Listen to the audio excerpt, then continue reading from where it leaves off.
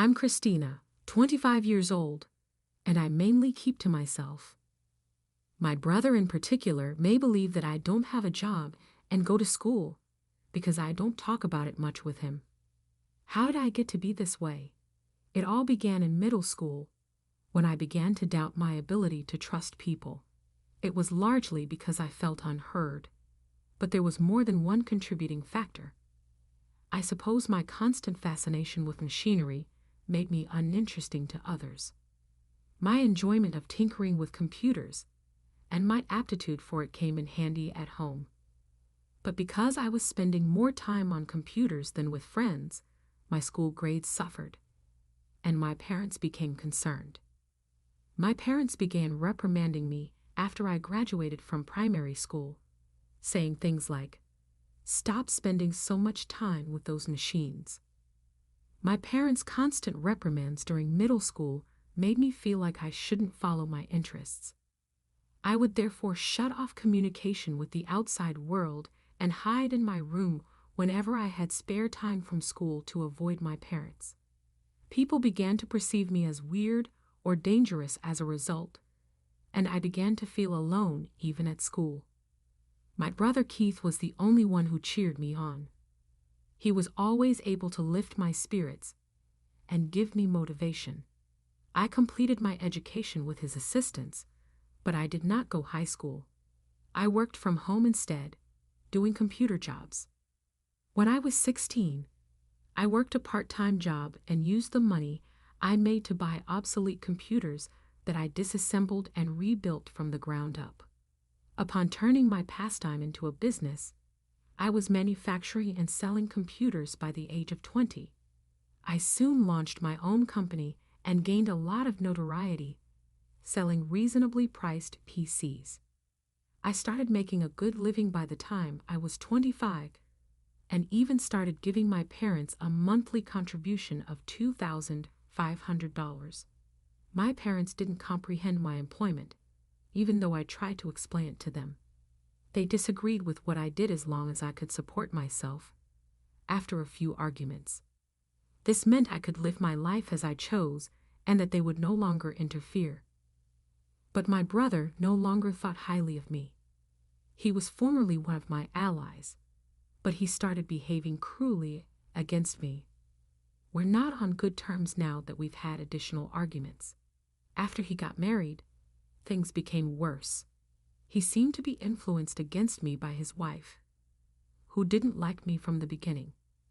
Despite spending most of my time in my room, I developed the reputation of being the troublemaker at home. My heart was broken by the animosity, and my parents' once cozy haven became a toxic place. Even though I contributed to the home finances, my brother and sister-in-law didn't comprehend my employment and considered me as a burden. They even mentioned taking over the house and throwing me out. Feeling unconnected, I believed leaving wouldn't make much of a difference. I could save money after I no longer had to contribute to the household. However, when my brother brought up the matter of inheritance, he suggested I give up my portion since they'd be taking care of Mom and Dad.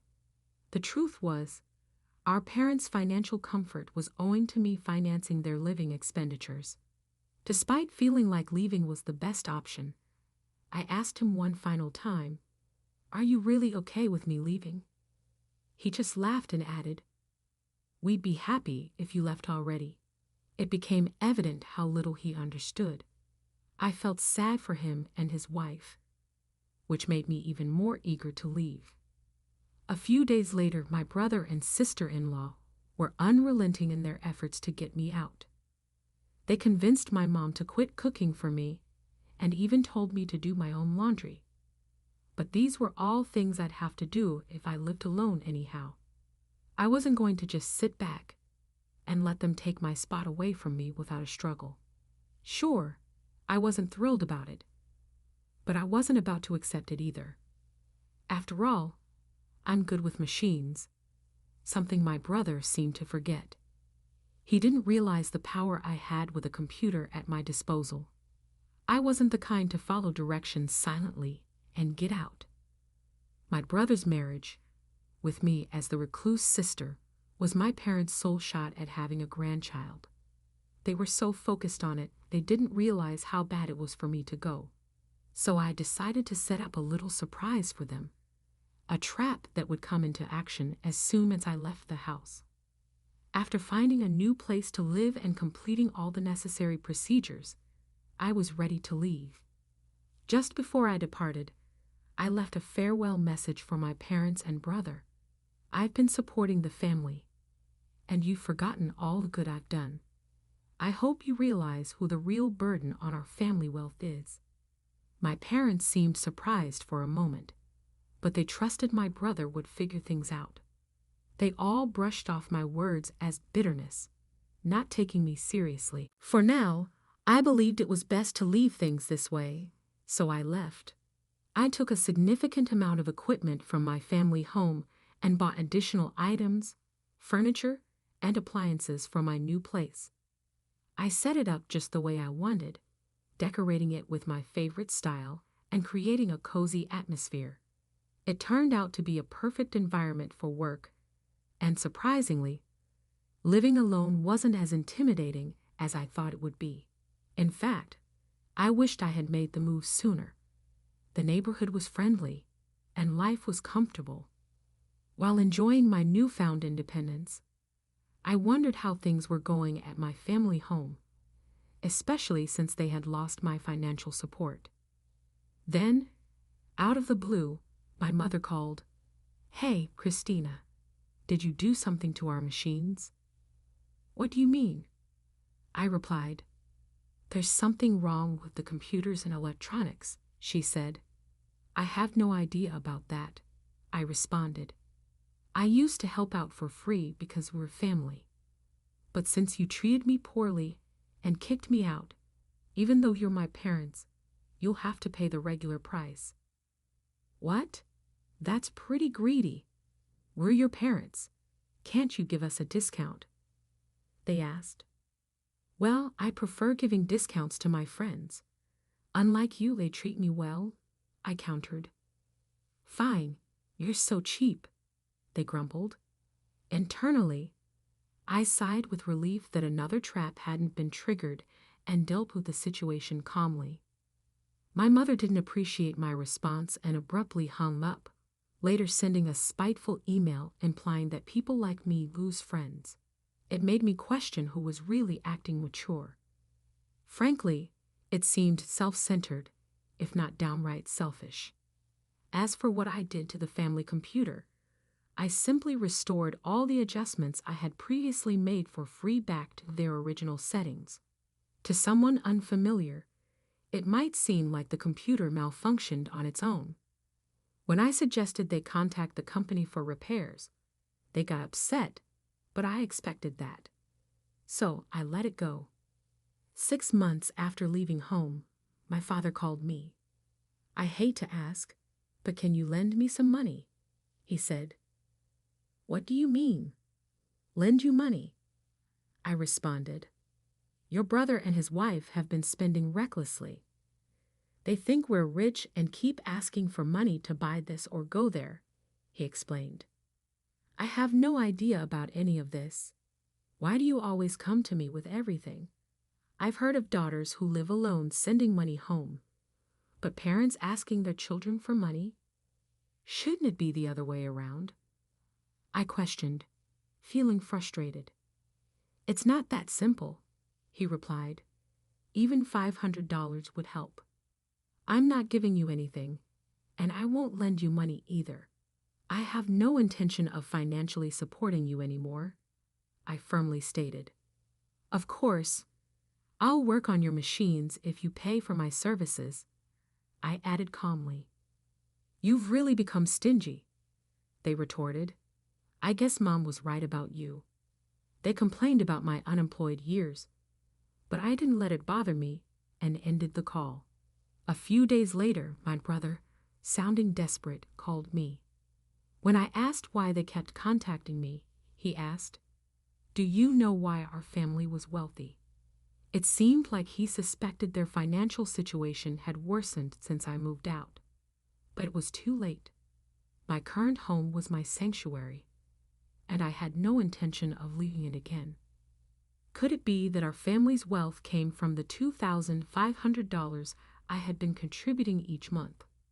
I pondered. I didn't have to give that much, but I felt grateful for my upbringing, so I willingly contributed more. But now, why would I continue supporting a home that kicked me out? It didn't make sense, right? That's when my brother realized the truth. I'm sorry, but even if you asked me to come back, I have no intention of doing so, I replied firmly. I understand now that what happened was wrong, he said. I'm sorry, but it's too late for apologies. I have no plans to have any involvement with you in the future. Please don't call me anymore, I said and ended the call. When I left home, I vowed never to be drawn back into their drama. Forgiving them wasn't something I could do easily. I even canceled my cell phone contract to avoid the constant calls. 5 years have passed since then, and I've moved on. I got married and started a new chapter in my life. My partner, who works in the same field as I do, understands my lifestyle and helps out with household chores. Although I thought about reaching out to my parents, I felt it was too late. I hadn't made any attempts to reconnect, but my husband expressed an interest in meeting my parents and learning about their current situation to gain insight. I hired a detective to investigate my family's situation, and what we discovered was shocking. My parents, desperate to maintain their lifestyle and keep my brother and his wife tied to the family home, had accrued a massive amount of debt from various lenders with no hope of repayment. The debt continued to grow with accumulating interest, leaving them in a dire situation. The debt for my parents alone exceeded $100,000, and their house had been used as collateral. Now, where our family home once stood, there is only an empty lot.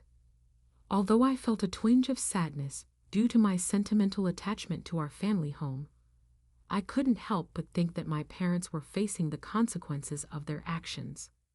I decided to look into my brother's current situation as well. It appeared that my brother had suggested a divorce due to his wife's extravagant spending habits, but she vehemently opposed the idea. They were now embroiled in a drawn-out divorce lawsuit, which was draining both their time and finances. His wife had hired a lawyer and was resisting the divorce, refusing to let go of my brother, leaving them at an impasse. My brother and his wife weren't parents yet, despite what some might have said. I dispatched the detective to the hospital where they were being treated in order to verify this.